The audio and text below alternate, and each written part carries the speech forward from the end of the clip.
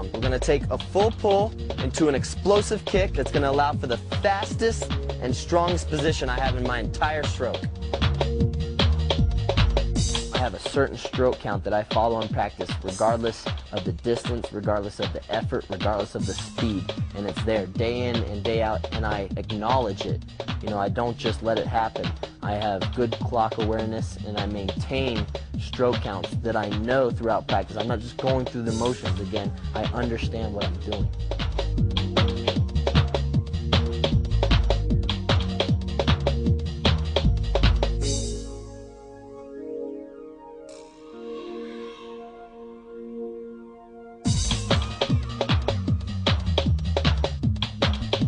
What you want to do is feel your stroke, and obviously that's going to be unique to you, but the crucial part is the timing between your pull and your kick.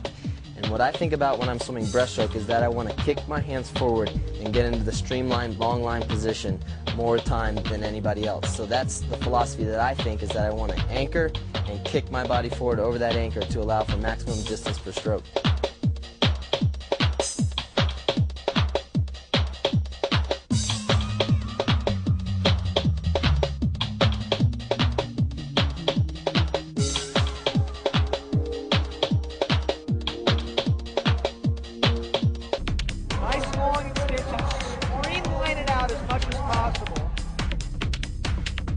Two things we're going to look at here is the line position and the leg draw.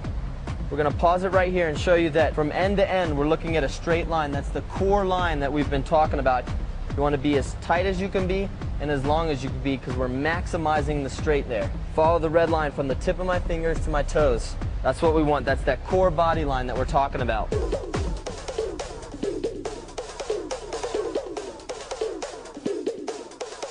The next important thing that we're going to analyze is the knee flexion and ankle flexion. Right there is what we're looking at.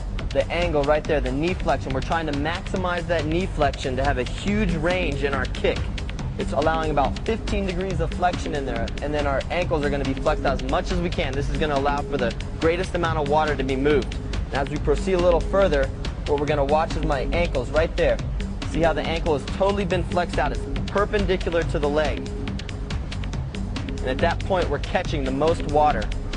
And then we're going to follow through into a full kick and return exactly to that position that we talked about, the straight line position.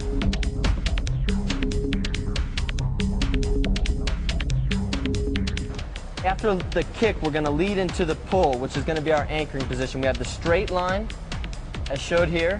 And the next thing we're going to do is going to want to anchor the arms at a point away from the body. So the point here is to hold as much water as you can at these anchor points and pull the core through these anchors. Just like I said, we're going to pull. Imagine that you have a ring and you're grabbing it and pulling the core line through.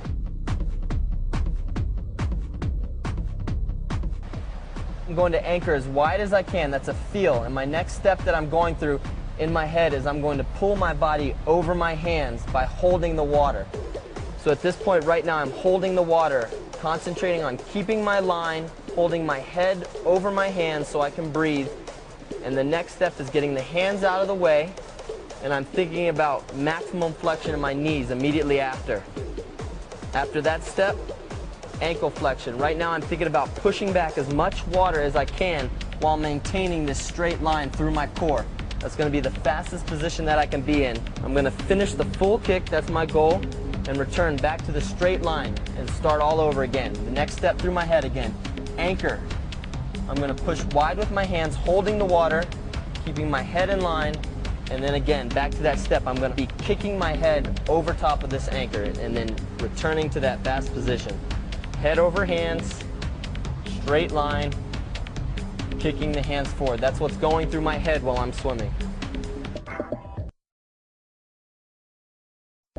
Do you think you know the perfect stroke count, the perfect tempo that you need to bring out for the perfect race? No, I don't think so. I answer that no because if I did, I would have done it by now, and I'm not going to set that limit on myself. I don't think there's ever a perfect race. I think there's too many factors involved in swimming that there will ever be a perfect race. But at the same time, I'm trying to achieve the best possible race that I can at that moment.